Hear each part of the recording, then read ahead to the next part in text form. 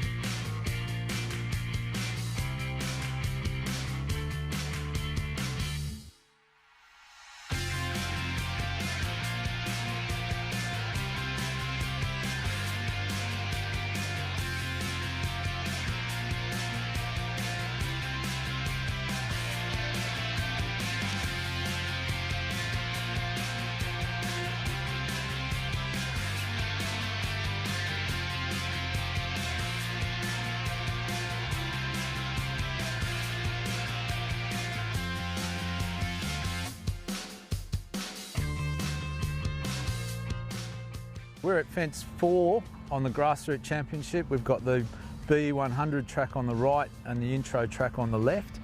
As you can see, the first technical challenges, you can see there's plenty of distractions, more than what riders at this level will be used to dealing with.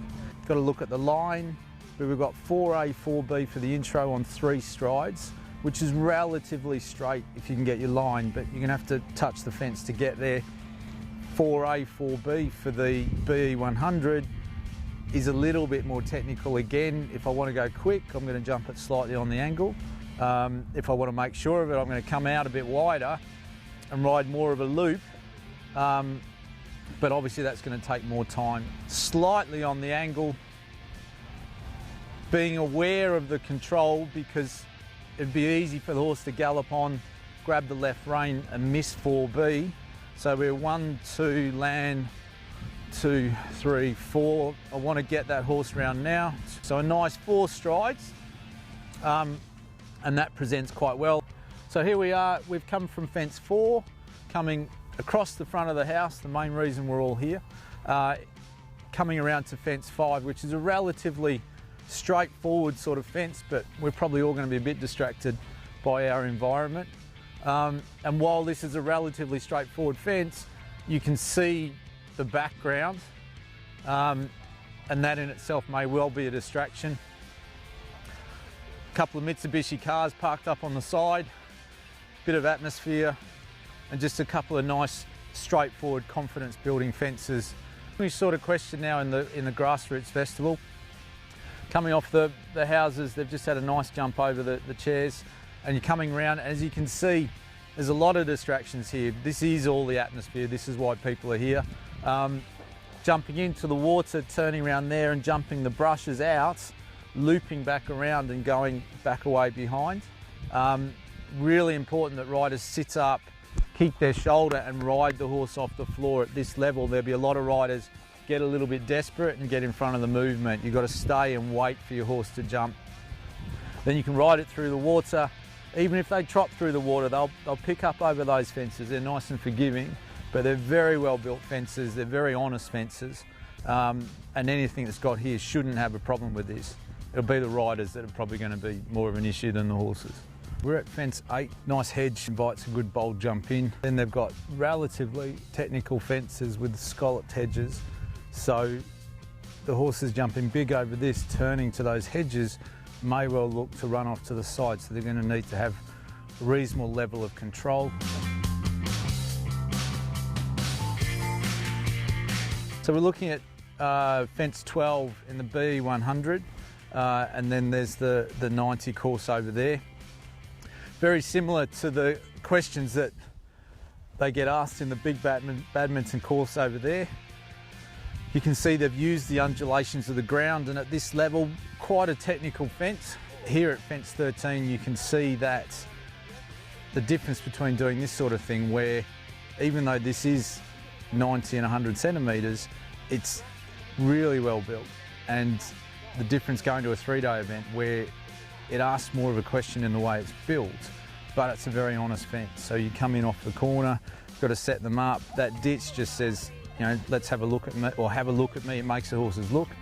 And the riders have got to stay up and ride through the whole thing. So technically, it's quite a nice challenge. It's fair, but it is a bit like a 3-day event. There's a bit more to it. So we're at the last fence in the Grassroots Championship. In itself, relatively innocuous, but still quite a well-built fence.